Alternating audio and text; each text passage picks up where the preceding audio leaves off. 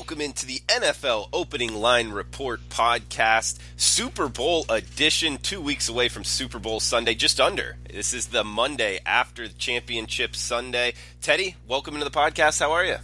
I'm doing all right, man. A little bit hungover after yesterday, and I wasn't drinking. That was a ringer that bettors were put through, regardless of which game you're talking about. Pretty intense betting action yesterday, and unfortunately for Chiefs backers like I was, that did not turn out the way we hoped it would. I'll just leave it at that. Well, you still hit the under in the Saints-Rams game, so 1-1 overall. And Teddy, I mean, 63% NFL full season, nothing to shake your head at. So tip of the cap to you. This is the NFL Opening Line Report, guys, and it is $9 Monday. So everything on Sportsmemo is discounted to just $9, all daily plays, 5%, 4%, 3%, any sport, any handicapper. Every play is just $9 at sportsmemo.com, so check that out. This is the NFL Opening Line Report, Teddy, and looks like the opener had the Rams 1.5. Is that what you're seeing? But now we're seeing New England mostly 1.5 to even 2.5. Any, I guess, opening thoughts here on the opening line for the Super Bowl? Sure. Let's talk about this right off the bat. All right, because I was surprised, very surprised, to see the Rams open as the favorite against the Patriots, and there were a couple of. I mean, again, you talk about the primary books. Bookmaker opens Rams -1.5. Penny opens Rams pick 'em -20. Westgate opens Rams -1. All three of them opened with a total of 58. That's still the prevailing total. Some of the leading indicator shops are showing that the wise guys are going to take some under here. Penny's 58 -12 right now. Bookmakers at 57.5. But I think the prevailing market's going to stay in that range. Total-wise, 57.5, 58. And, of course, when the public comes to town the weekend before the game, they'll most assuredly bet it up. It's what they do. But side-wise, again, I was surprised to see L.A. open as the favorite. We'll talk about that, about why that happened in just a minute. But, when I'm looking at it for the first time, I'm like, really? And then, of course, boom, the money pours in on the Pats pretty well. I don't think it's going to get to 3. There will, and I was having this debate with a good friend last night. I'm like, who's going to bet the Rams at less than +3? He's like, the markets aren't going there. The wise guys will do it. We've already seen some sharp money come on LA when it hit 2.5 earlier, and yet the line's still trending in that direction. So I'm going to say this game closes 2.5. 58. Patriots as the favorite. Teddy, do you think we'll, in a Super Bowl setting like this, the market, do you think that there'll be a discrepancy as far as sports books? Maybe Chris at 2.5 and the Vegas shops at 2 or even 1.5, or no? If it's 2.5, it's going to be 2.5 pretty much across the board. Well, you're not talking about the key number of 3, so there tends to be more variance when you're talking about 1.5, 2, 2.5 than there is when it comes to when the line is 3. All that being said, I mean, the public shops are going to take New England money. The opinion of Jared Goff versus Tom Brady, and Goff, made plays yesterday. He didn't make enough plays. I think he's not Mahomes, and that was pretty clear even in victory in yesterday's ball game. And, of course, when it comes to the Super Bowl and the amount of money that pours in on it from your recreational players, the only game all year in any sport where the public actually factors into where this line comes and where this line goes. And, I mean, the early in the percentages I'm seeing close to 80% of the money for New England. I'm telling you, Rams bettors are going to wait. Rams bettors are waiting to A, for the money line, or B, to see a +3, and we haven't seen either one of those yet. And of course, the books know that the Rams bettors are waiting for that +3. Bovada has one with juice, but that's the squarest shop out there, and you still have a Bovada account that you can bet at. It means you're not a winning bettor. Teddy, before we go back to the side here, I want to talk about this total because 58, and then we're seeing Chris at 57.5, Heritage at 57.5. Some of the leading indicator books, like you touched on. Why do you think that is? I mean, the reason I'm looking at is both defensive lines kind of got after it yesterday. You know, the Pats defensive line, who I would say is second to the Rams defensive line, had 4 sacks. Van Noy had 2 alone, whereas the Rams, Sue, he had 1.5 sacks versus a Drew Brees who gets the ball out, you know, pretty quickly. Aaron Donald on that same defensive line. Is that why you're seeing this? Why you're thinking this total's going from 58 to 57.5 and maybe even lower? I mean, both games yesterday, dead nuts unders. You know, and yet, you know, obviously the Patriots game flies over with an insane fourth quarter. And, you know, the Saints-Rams bettors have to sweat. You know, when it goes to overtime, you're like, field goal, touchdown, please, God, no. You know, when you're going to lose that game by a point if it doesn't play out. But, I mean, both games, the under appeared to be the right side, even though in one of the two, only one of the 2 games did the under actually cash. When we're talking about totals in this range, I'm telling you, there is clearly some reluctance or some insistence from the hard math bettors, you know, the wise guy bettors, the guys that are betting numbers, not teams, that this is too high for Super Bowls. This is too high a total for games of this magnitude. You know, all it takes is, you know, one of these long drives that end in a field goal, and you're in trouble. And obviously, we saw the ability to control. You made an excellent point about being able to control the line of scrimmage, where, you know, again, another way that Belichick out-coached Reed yesterday was to give him a game plan that, this is what New England does in terms of getting pressure up the middle. Let's make sure, Kansas City, that we do nothing to adjust our game plan to stop it. McVay's not going to make that mistake. And, of course, McVay had Belichick and the Patriots on the ropes in the Super Bowl with the Falcons just 2 years ago, 28-3. That was McVay, and that was McVay's play calling in the second half that took Atlanta out of field goal range a couple times. That's something that KC did yesterday. That took out of the field goal range before the half, before the punt that led to the whatever. I can't go there. I'll go nuts. I was really, I mean, again, I don't get, you know me. I've been through this. You don't freak. I was so mad at Andy Reid yesterday. I'm still mad at Andy Reid. If I see Andy Reid right now, I will curse him out and punch him in the nose. I won't really punch him in the nose, but you know what I mean. It was Reid. Reid got outclassed yesterday, but Reid's not in the Super Bowl. Bill Belichick is, and Belichick obviously did everything right defensively in that contest, and with 2 weeks to design a game plan against a Rams offense that has been high-flying all season, I would expect Belichick and the Patriots to have a decent concept of what to do. But, man, when you see McVay's play calling and play design, it's a problem for opposing coaches. And that, you know, if you're going to make a case for L.A. in this game, it's that McVay can design plays that'll give Belichick's defense trouble. That's your case for L.A. Well, that and the fact that the Patriots defense, you know, 31 points allowed after halftime at Arrowhead. There's certainly some vulnerability on that side of the football for New England. And Teddy, you bring up McVay. Obviously, Belichick has the experience factor. Extra time to prepare. I always handicap that as coaching becomes more prevalent in the handicap. Who would you give the advantage to, McVay or the experience with Belichick? Well, the Patriots have been there before. You know, I mean, the Super Bowl is a different animal when it comes to media spotlight, when it comes to off-field distractions. And, you know, there's something to be said for the experience factor meaning something.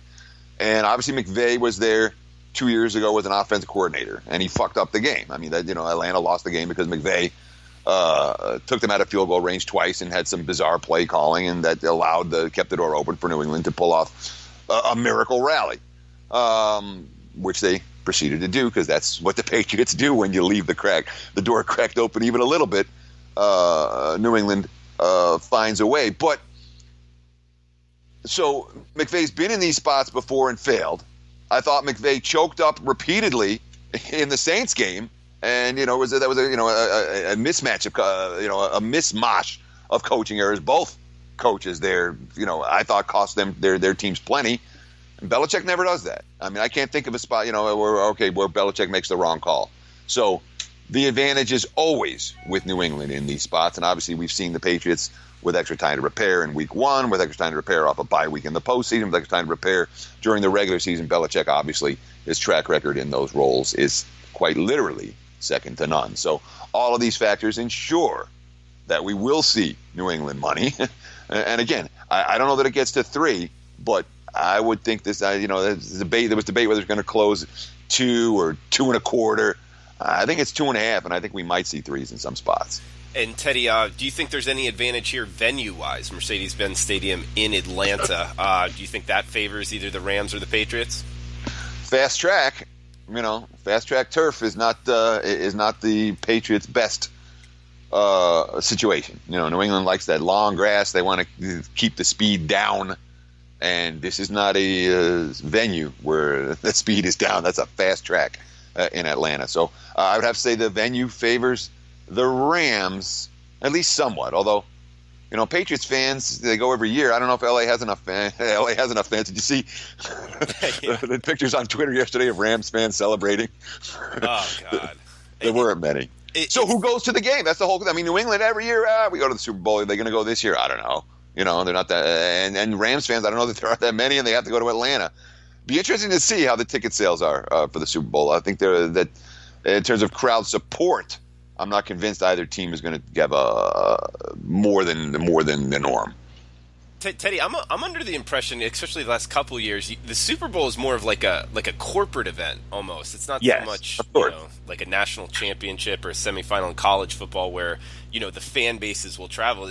This is a lot of just people going to the event, correct? Yeah. It's all about corporate dollars. It's all about keeping the corporate sponsors happy. And obviously, the Super Bowl as an event is designed to sell products. That's why do women watch Super Bowl? It's commercials. Everyone's talking about the commercials after the fact. So the fact that the corporation and the corporate fans are there, I don't know if corporate fans, whatever they are. Yes, in answer to your question, it's not a situation where the home team fans are likely to come out in bunches. And guys, we're going to talk some of tonight's NBA card here just in a minute. Teddy, did you want to touch on the Rams opening 1 or 1.5? You said that there was a main reason why Well, yeah, from a pure power rating perspective, I was right there with you. From a pure power rating perspective, the Rams were no worse than Pick'em and probably a -1 against New England. Again, based on my numbers, I had the Rams half point better than the Patriots. So that's either a pick 'em or a -1 or a -0.5, however you want to do it. But and you had to know that the sentiment's going to come for New England. The Patriots are the class here, according to the betting public, and the Patriots have refused to lose a fair few times. So I'm not surprised at all that the money came on New England given that opener. I'm a little surprised that the books didn't shade right off the bat towards New England, because they had to think that was where the initial bets were going to come. But apparently they didn't. No, I'm in agreement with you, Teddy. And is there anything else you want to throw out with this Super Bowl opening line report podcast before we move on to the NBA? Oh, we got props out already, man. All right. Let's I haven't coin seen toss, heads -103, tails -103. Correct coin toss outcome. Correct -103, wrong -103. It's length of the national anthem by Gladys Knight over or under 107 seconds.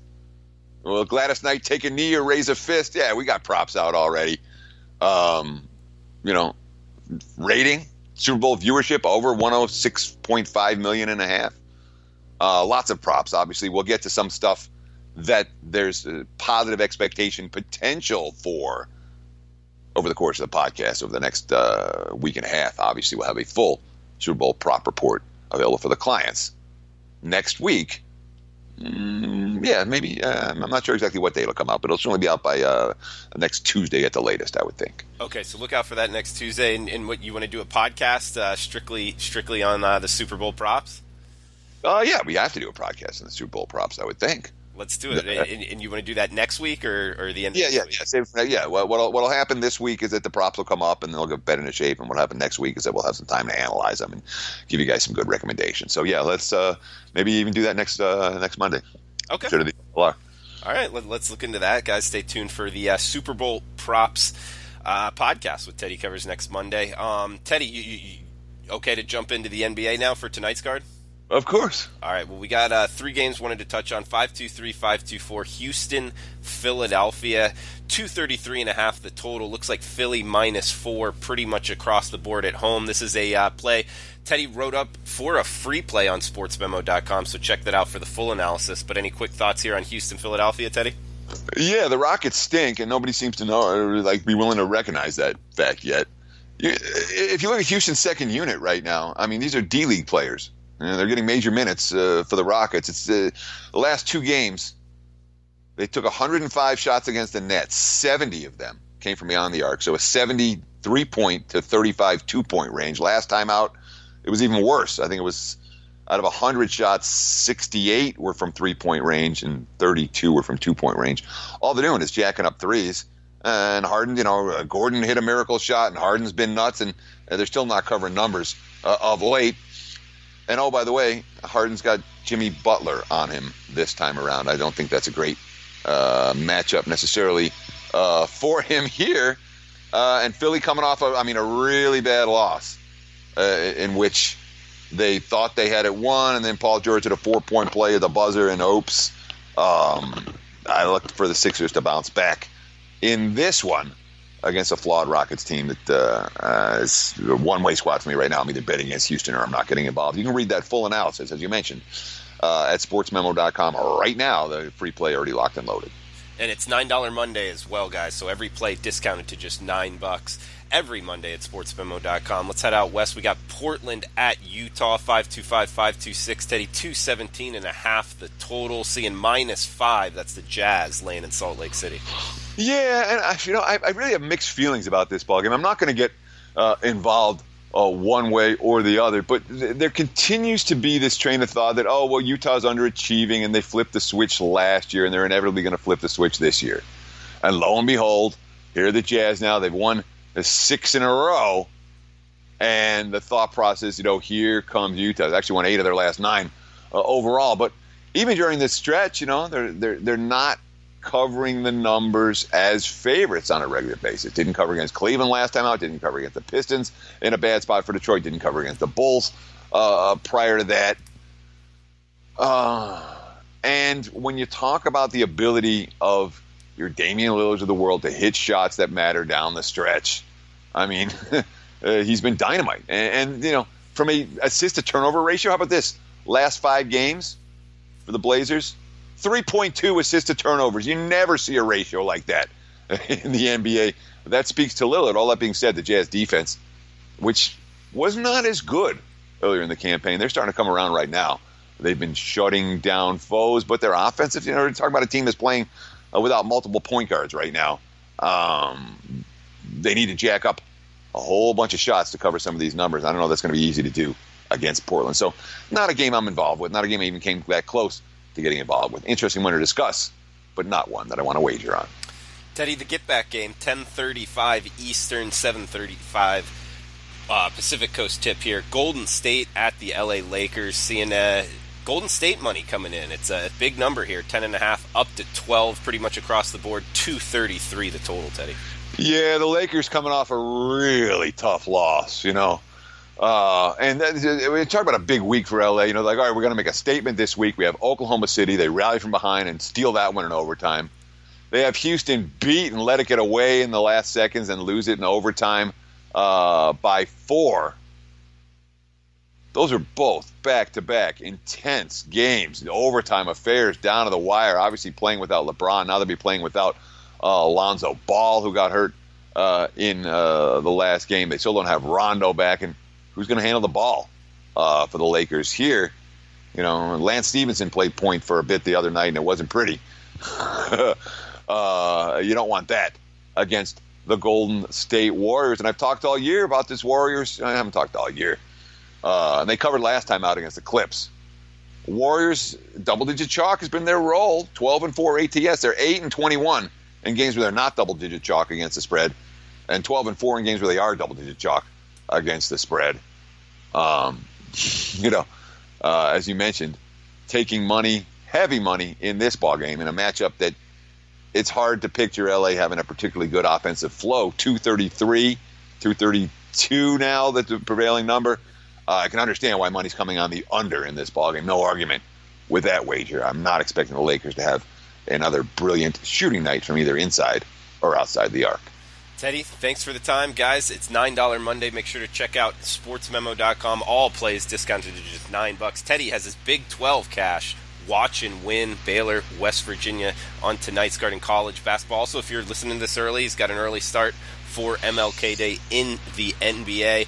Teddy covers 63% on the NFL season. He'll have his Super Bowl play prop package up at sportsmemo.com later in the week, so make sure to stay tuned to that. We'll have him on Monday, next Monday, doing the Super Bowl props podcast as well. That's a good one to listen to. Teddy knows his props as good as anybody, so stay tuned for that. Guys, thanks for tuning in. We'll be back tomorrow. Best of luck with your bets.